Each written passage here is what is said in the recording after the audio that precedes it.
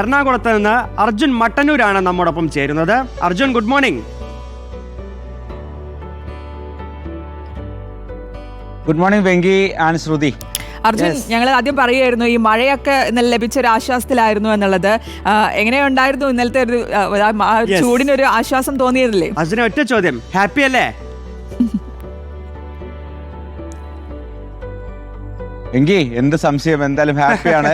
ഇന്നലെ പകലൊരു മഴയൊക്കെ പെയ്തിരുന്നു, വൈകിട്ടും ചെറുതായി മഴയൊക്കെ പെയ്തിട്ടുണ്ട്. എന്തായാലും വലിയ ചൂടാണ്, പ്രത്യേകിച്ച് കൊച്ചി നഗരത്തിലൊക്കെ തന്നെ മിക്ക ഭാഗത്തും നല്ല ചൂടാണ്. അതുകൊണ്ട് വലിയ ആശ്വാസമാണ് മഴ പെയ്തുകൊണ്ട്. യെസ് അർജുന, ഞാൻ ഇന്ന് വൈകുന്നേരം ശരിക്കും പെട്ടു കേട്ടോ. ഞാനൊന്ന് പുറത്തേക്ക് ഇറങ്ങിയതാണ്, സൺഡേ ഒക്കെ അല്ലേ. അപ്പം ഞാൻ ഈ വൈറ്റിലെ ഭാഗത്തൊക്കെ ജസ്റ്റ് ഒന്ന് പോയപ്പോഴേക്കും നല്ല പെടൽ പെട്ടു, ഫുള്ള് നനഞ്ഞു. എന്താ വേറെ വഴിയില്ല, ഇരുന്ന് നനയ തന്നെ. പക്ഷെ ഒരു സന്തോഷമുണ്ട്, ഒരു മഴയൊക്കെ പെയ്തു, ഒരു തണുപ്പൊക്കെ ഉണ്ടായി എന്നുള്ള സന്തോഷമാണ്.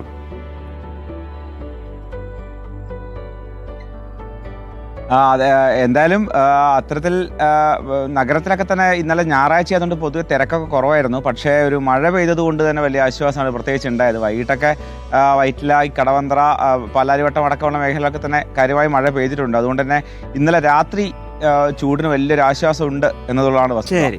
ഓക്കെ, അപ്പൊ അർജുൻ, നമുക്ക് കാര്യത്തിലേക്ക് വരാം, വാർത്തയിലേക്ക് വരാം. ഈ കളമശ്ശേരി കഞ്ചാവ് കേസ് തന്നെയാണല്ലോ ഇന്നത്തെ പ്രധാന വാർത്ത എറണാകുളത്ത് നിന്ന് നൽകാൻ കഴിയുന്നതെന്നുള്ളതാണ്. അതിൽ കഴിഞ്ഞ ദിവസങ്ങളിലൊക്കെ ഒരു ചർച്ചയായിട്ടുള്ളതാണ്. ഈ ഒരു അന്വേഷണ കാര്യത്തിലേക്ക് വരികയാണെങ്കിൽ അന്വേഷണം ഇപ്പോൾ ഏത് ഘട്ടത്തിലാണ് നിൽക്കുന്നത്? മറ്റു വിവരങ്ങൾ ഇപ്പോൾ കൂടുതൽ തലത്തിലേക്ക് ആ കാര്യങ്ങൾ അന്വേഷണം അതെങ്ങനെയൊക്കെയാണ് പോലീസ് ഉദ്ദേശിക്കുന്നത്?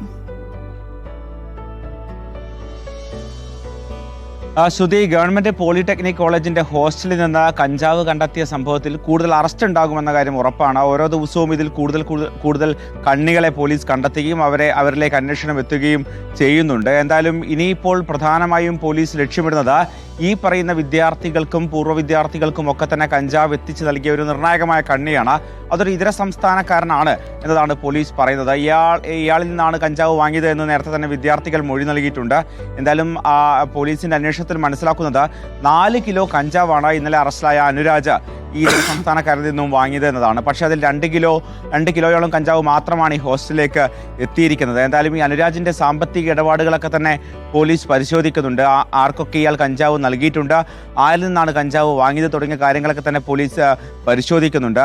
ഈ പൂർവ്വ വിദ്യാർത്ഥിയായ 3ാം വർഷ വിദ്യാർത്ഥിയായ അനുരാജ്, അതോടൊപ്പം തന്നെ പൂർവ്വ വിദ്യാർത്ഥിയായ ഷാലിക്ക്, ആഷിഖ് എന്നിവർ നിയന്ത്രിച്ചിരുന്ന ഒരു സംഘമാണ് ഇവിടെ കഞ്ചാവ് വിതരണം ചെയ്തത് എന്നതാണ് പോലീസിന്റെ എന്തായാലും സംശയം. എന്തായാലും ഈ സംഘത്തിൽ കൂടുതൽ പേരുണ്ടോ എന്നും സംശയിക്കുന്നുണ്ട്. സ്വാഭാവികമായും ഇതുവരെ അറസ്റ്റിലായവരുടെ എണ്ണം 6 ആയിട്ടുണ്ട്. സ്വാഭാവികമായും കൂടുതൽ പേരിലേക്ക് അന്വേഷണം എത്തും. മാത്രവുമല്ല സമീപത്തെ ക്യാമ്പസുകളിൽ അടക്കം ഈ കഞ്ചാവ് എത്തിച്ചിട്ടുണ്ടോ എന്നും പോലീസ് പരിശോധിക്കുന്നുണ്ട്. ശ്രുതി. യെസ് അർജുൻ, നമ്മുടെ പോലീസുകാരൊക്കെ പലപ്പോഴുമായി പറയുന്ന ഒരു കാര്യമാണ്, നമ്മുടെ സംസ്ഥാനത്തേക്ക് കഞ്ചാവൊക്കെ എത്തുന്നതും ഇടയ്ക്കെന്നല്ല എപ്പോഴും ഇതര സംസ്ഥാനങ്ങളിൽ നിന്നാണെന്നൊക്കെ. അപ്പോൾ ആ കണ്ണി പോലീസിനെ മുറിക്കാൻ പറ്റട്ടെ. അർജുനെ, മറ്റൊരു പ്രധാനപ്പെട്ട വാർത്തയെ ഈ ഇന്ത്യൻ ഓയിൽ കോർപ്പറേഷനിലെ DGM അദ്ദേഹം കൈക്കൂലി വാങ്ങിയ കേസാണല്ലോ. അപ്പോൾ കൂടുതൽ പേർ കൈക്കൂലി നൽകിയിട്ടുണ്ടെന്ന വിവരങ്ങൾ പുറത്തു വരുന്നുണ്ട്. അപ്പോൾ ഏത് രീതിയിലാണ് ആ കേസിലൊക്കെ അന്വേഷണം?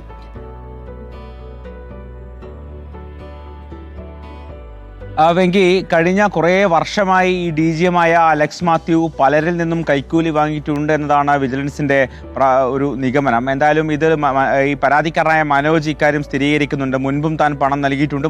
താൻ മാത്രമല്ല ഇത്തരത്തിൽ പല ഏജൻസി ഉടമകളും ഇത്തരത്തിൽ ഇയാൾക്ക് പണം നൽകേണ്ടി വന്നിട്ടുണ്ട് എന്ന് ഈ മനോജ് തന്നെ പറയുന്നുണ്ട്. മാത്രമല്ല മനോജ് പറയുന്ന മറ്റൊരു കാര്യം, ഇടുക്കിയിലെ ഒരു ഏജൻസി ഉടമ 5 ലക്ഷം രൂപ കൈക്കൂലി നൽകിയിട്ടുണ്ട് എന്നുള്ളതാണ് മനോജ് പറയുന്നത്. ഈ ഇടുക്കിയിലെ ഈ ഏജൻസി ഉടമയെ കണ്ടെത്തണം, അയാളിൽ നിന്ന് മൊഴി രേഖപ്പെടുത്തണം. അതോടൊപ്പം തന്നെ കൂടുതൽ ആളുകൾ ആരൊക്കെ ഇയാൾക്ക് പണം നൽകിയിട്ടുണ്ട് തുടങ്ങിയ കാര്യങ്ങളൊക്കെ തന്നെ വിജിലൻസ് പരിശോധിക്കുന്നുണ്ട്. എന്തായാലും നേരത്തെ തന്നെ വിജിലൻസിൻ്റെ ഒരു സർവേലൻസിലായിരുന്നു അലക്സ് മാത്യു എന്നുള്ളതാണ് പ്രധാനപ്പെട്ട കാര്യം. എന്തായാലും അയാളൊരു സ്പോട്ട് ട്രാപ്പിങ്ങിലാണ് ഒടുവിൽ പെട്ടത് എന്നും നമ്മൾ മനസ്സിലാക്കുന്നു. പക്ഷേ സ്വാഭാവികമായും ഇനിയിപ്പോൾ കൂടുതൽ രേഖകൾ പരിശോധിക്കണം. അതായത് ഈ ഏജൻസി ഉടമകളുടെ കീഴിലുള്ള ഉപഭോക്താക്കളെ പരസ്പരം മാറ്റി നൽകിയാണ് ഇയാൾ ഈ ബാർഗൈനിങ് നടത്തിക്കൊണ്ടിരിക്കുന്നത്. സ്വാഭാവികമായും അത്തരത്തിൽ ആരെയൊക്കെയാണ് അകാരണമായി ഇത്തരത്തിൽ ഉപഭോക്താക്കളെ മാറ്റിയത്, അതിൻ്റെ അടിസ്ഥാനം എന്താണ്, അങ്ങനെയെങ്കിൽ അവിടെ പണം ലഭിച്ചിട്ടുണ്ടോ അല്ലെങ്കിൽ പണം നൽകാത്തത് കൊണ്ടാണോ മാറ്റിയത് തുടങ്ങിയ കാര്യങ്ങളൊക്കെ തന്നെ പരിശോധിക്കണം. അതുകൊണ്ട് തന്നെ ഇന്ത്യൻ ഓയിൽ കോർപ്പറേഷൻ്റെ ഈ പ്രധാന ആസ്ഥാനത്തെ രേഖകളൊക്കെ തന്നെ വിജിലൻസിന് പരിശോധിക്കേണ്ടി വരും. ഒപ്പം ഇപ്പോൾ ആശുപത്രിയിലാണ് ഈ അലക്സ് മാത്യു ഉള്ളത്. അലക്സ് മാത്യുവിനെ സ്വാഭാവികമായും ആരോഗ്യം വീണ്ടെടുത്താൽ കൂടുതൽ വിജിലൻസിന് ചോദ്യം ചെയ്യേണ്ടി വരും.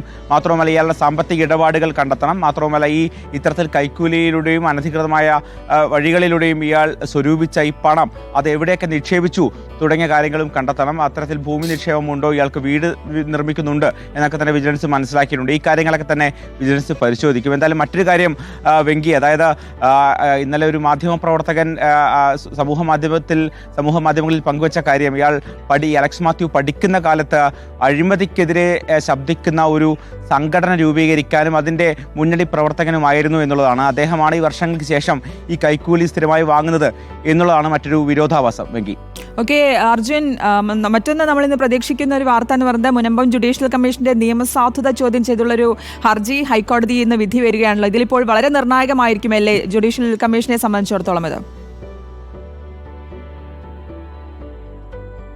ശ്രുതി, തീർച്ചയായും അങ്ങനെ തന്നെയാണ്. അതായത് കഴിഞ്ഞ ഡിസംബറിലാണ് ഈ ജുഡീഷ്യൽ കമ്മീഷൻ രൂപീകരിച്ചത്. 3 മാസത്തിനകം അന്വേഷിച്ച് ഇതുമായി ബന്ധപ്പെട്ട ഒരു വസ്തുതാ റിപ്പോർട്ട് നൽകണം എന്നതായിരുന്നു സർക്കാരിന്റെ നിർദ്ദേശം. അത് പ്രകാരം ഫെബ്രുവരി മാസം പൂർത്തിയാകുന്നതിന് മുൻപ് തന്നെ റിപ്പോർട്ട് നൽകാൻ ഈ കമ്മീഷൻ തയ്യാറായതായിരുന്നു. പക്ഷേ അപ്പോഴാണ് ഈ കമ്മീഷന്റെ നിയമനത്തെ ചോദ്യം ചെയ്തുകൊണ്ട് ഇത്തരത്തിൽ വഖഫ് ഭൂമി, വഖഫ് സംരക്ഷണ സംഘടനകളൊക്കെ തന്നെ കോടതിയെ സമീപിക്കുകയും അത് വലിയ വിവാദത്തിലേക്ക് പോവുകയും ചെയ്തത്. എന്തായാലും അന്ന് ഹൈക്കോടതി എങ്ങനെയാണ് ഇത്തരത്തിൽ വഖഫ് ഭൂമിയിന്മേൽ ഒരു ജുഡീഷ്യൽ കമ്മീഷനെ നിയമിക്കാൻ സർക്കാരിന് അധികാരം ലഭിക്കുക തുടങ്ങിയ കാര്യങ്ങളൊക്കെ തന്നെ സർക്കാരിന് ചോദിച്ചിട്ടുണ്ട്.